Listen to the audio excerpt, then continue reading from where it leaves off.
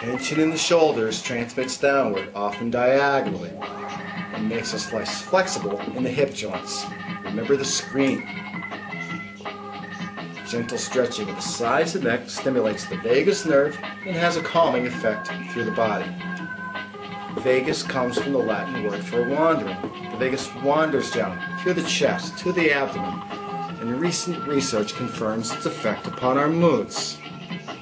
As we work the other side of the neck, let's talk about musculature. In 1938, Dr. Edmund Jacobson of Chicago wrote an influential book called Progressive Relaxation. He argued that many ailments are caused by muscular contraction, like on this slinky held in place by a rubber band. Pull off the rubber band and you can alleviate the condition, perhaps eliminate it, even if it's an emotional one, such as anxiety. This concept was revolutionary at the time, since Dr. Herbert Benson of Harvard, author of The Relaxation Response, a book that sold millions of copies since it first appeared in 1975. Benson, by the way, says the two essential ingredients of generating this innate mechanism, the relaxation response, are repetition and focus. In massage, the repetition comes from the steady cadence of our hands. The focus comes from the flashlight, putting all our attention on the spot of the body being touched. On a similar note, experiments have shown that it's difficult to feel negative emotions while the muscles of the body are kept perfectly relaxed. This was reported by Dr. Maxwell Maltz of New York, author of the best-selling book from 1960 called Psycho-Cybernetics. Maltz's work influenced the human potential movement that flourished in the 1970s and 80s. Earlier in the 20th century, Dr. James Green was founder of the National Hospital for Speech Disorders in New York City. He had a motto about people who stutter. When they can relax, they can talk. Said Thomas Edison, great ideas originate in slinkies. Well, he actually said muscles. Einstein said pretty much the same thing. So I ask out loud, can creative thoughts emerge where our muscles look like a tangled web of spaghetti? To the scalp. With the palms of our hands, we gently lift the skin of the scalp. This promotes more vibrant hair follicles. Every hair on our head has its own muscle. I should know. Another delightful move is to stretch the skin of the forehead in circular fashion. Lots of little astrals. It's utterly relaxed. Just try it yourself in the shower or the bathtub sometime. By massaging the forehead, blood vessels throughout the head dilate and enlarge, helping to increase mental clarity. This is one of the points during the massage when I get some of the most positive feedback from clients. In general, one way to increase our very consciousness is to increase the blood flow into a body part. Edgar Casey, who in the earlier 1900s went into trance states and relayed volumes of intriguing information, stated that each and every cell has a consciousness all its own.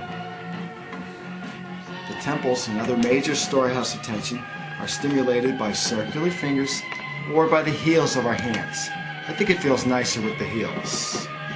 Once we're done, pull your hands away with a slowness that's almost imperceptible and visualize pulling out excess tension. Sorry. The third eye point, located between the eyebrows, stimulates the pituitary gland, the conductor of the hormonal symphony orchestra, or should we say the spark plug philharmonic. To the nose. I want you to try something. Grasp the bridge of your nose like this. Now wiggle your toes or extend your feet. Can you feel the wiggle in your nose? That's an example of how interconnected is the fascia running through our bodies. If you don't feel it in your nose, put your hand on top of your head. During this part of the massage, It's nice to draw gentle thumb lines under the cheekbones. Several facial muscles attach here, and several reflex points are located here as well. Stimulation of these helps release sinus congestion, and don't be surprised if you need a couple tissues. Tissues are basic equipment at this time. I usually make it a point to press the center spot above your upper lip, and there's a name for this spot, the philtrum. This point along the governing meridian promotes alertness as well as health of the spleen. I have a friend who's a doctor of internal medicine. When he was in medical school, he had an old-time professor who would ask out loud, "Can anyone tell me the purpose of the spleen?" A few timid hands would go up until the professor shouted with apparent delight, "There is no purpose to the spleen." Well, be that as it may. Let's stretch around the lips. By the way, after the Oklahoma City bombing in 1995 offered their services to survivors and rescue workers, the state medical examiner observed that the massage therapists were accomplishing more in 15 minutes than psychologists were in an hour or two. Let's milk the chin. We can end a hand over hand upward movement. It's not too firm. No pressure on the neck. Robert, I want you to clench your teeth a little bit. When we clench our teeth, the jaw muscles present themselves. Tension here is often echoed in the pelvis, and many people hold their jaw very tight. Let's work the ears, for they contain a myriad of nerve endings. In fact, there are people in the world who specialize in ear massage. The theory is that since the ear so resembles a curled fetus, it's a microcosm for the entire body, just like our feet. The ears contain over 200 acupressure points. Every part of the body has an auricular correspondence.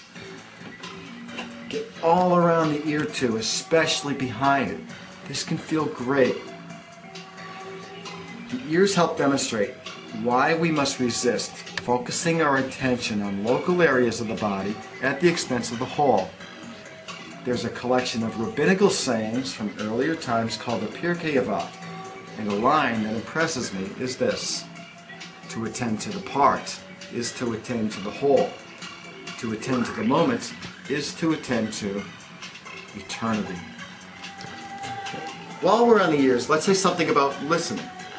One thing we're doing in a massage is listening with our reason, our intuition, and our fingers. That's what the word palpation is all about. If we develop these powers of palpation, we don't have to rely so much on memory. I like the way Douglas Steer, a Quaker writer, once put it: holy listening, to listen another soul into life. And it was the eminent psychologist Erich Fromm who once reminded us that a more profound connection exists when we're able to respond to the unexpressed needs of the other person, hearing what isn't being said. After we work the head, we're presented with a good opportunity to make circular moves around each scapula, using the weight of the body for additional force.